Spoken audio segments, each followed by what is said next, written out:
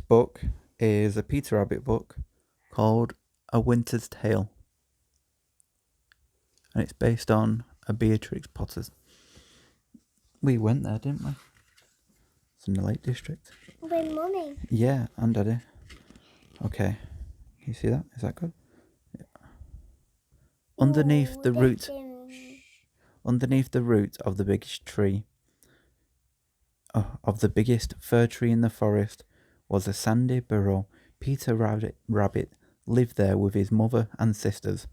One wintry afternoon, Mrs. Rabbit sent Peter out to collect firewood. "Stay close to home, dear," she said, "and look out for Mr. Todd." Peter nodded and ran off into the forest. Among the trees, Peter met his cousin, Benjamin, walking with his father. "Old Mr. Benjamin Bunny." "Can I help Peter collect firewood, father?" Benjamin asked. "Very well," said old Mr. Bunny, "but don't stray too far. They said Mr. Todd is about." Needless to say, neither Peter nor Benjamin paid any attention to their parents' advice. Oh dear. Soon they were deep in the forest. Up on the wintry slopes, rabbits were sledding. "That looks fun," said Peter.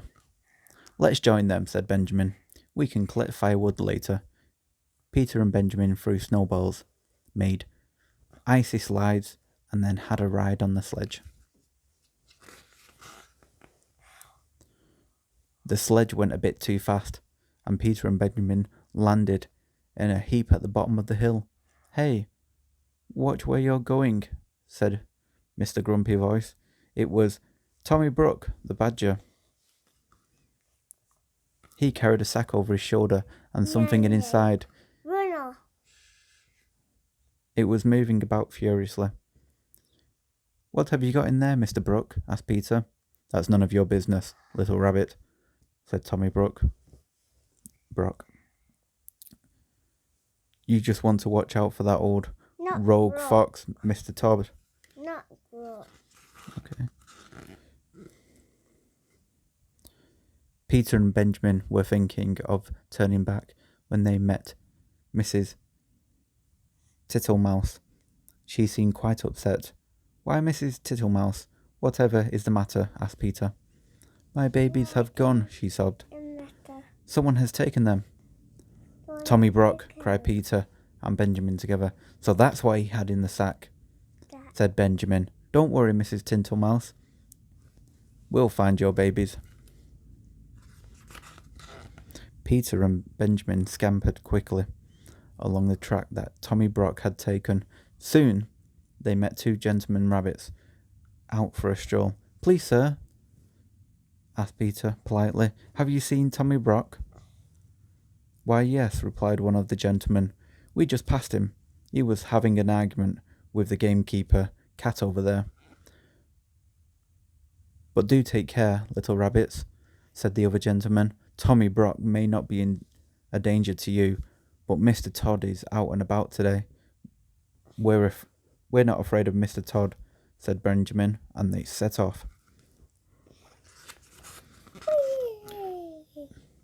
"Mr. Cat, do you know where Tommy Brock went?" said Peter. "If I were you, I wouldn't give the time of day to that thieving old badger," scoffed the gamekeeper cat. "But since you've asked, he went up to his house amongst those trees. By the way," said the cat, "I think someone's following you." Peter and Benjamin looked back along the path. There was no one there, and all was silent in the still white forest.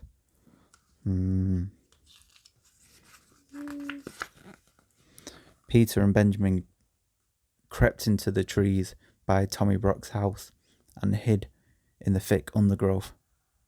Tommy had just reached his front door when he heard a faint rustling and sensed he was being watched. "Those pesky rabbits must have followed me," Tommy Brock snorted as he rested his sack on the cold ground. He got ready to pounce. Nearby, Mr. Todd wrinkled his nose. He could hear something moving, and he could smell rabbit. He got ready to pounce. Rabbit poo. Rabbit poo. With a great roar, Mr. Todd and Tommy Brock both jumped forward, but instead of catching the two frightened rabbits, they found themselves face to face with an unexpected enemy. There was a terrible howling and snarling. "Time to go," whispered Peter Rabbit. He and Benjamin grabbed the sack between them. They scampered away, slipping and sliding down the hill. I get down the hill. Yes.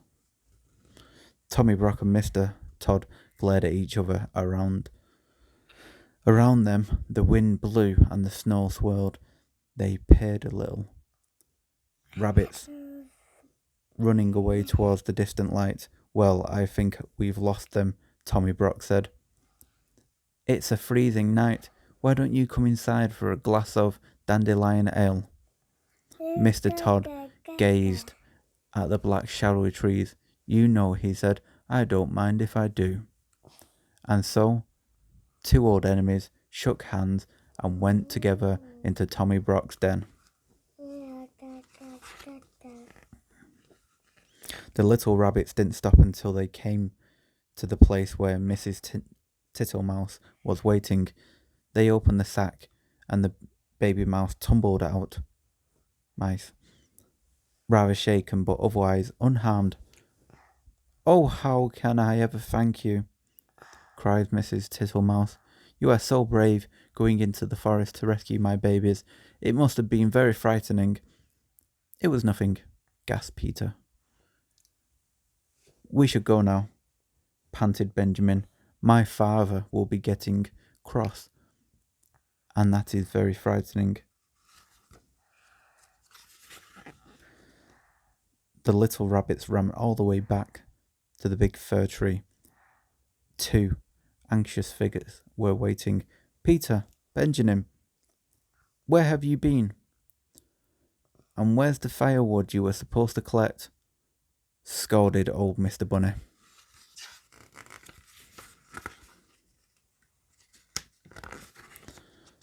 Mrs. Rabbit was so pleased to see the little two bunnies, she forgot to be angry. "At least you are safe and sound, and thank goodness you didn't see Mr. Todd." Peter and Benjamin smiled at each other knowingly. She turned to old Mr. Bunny and said, "It's such a cold night. Why don't you and Benjamin come for a cup of chamomile tea and a slice of best plum cake?" So the rabbits went into the warm and cozy burrow and ate and drank and laughed until it was time for bed. And that was Peter Rabbit's A Winter Tale.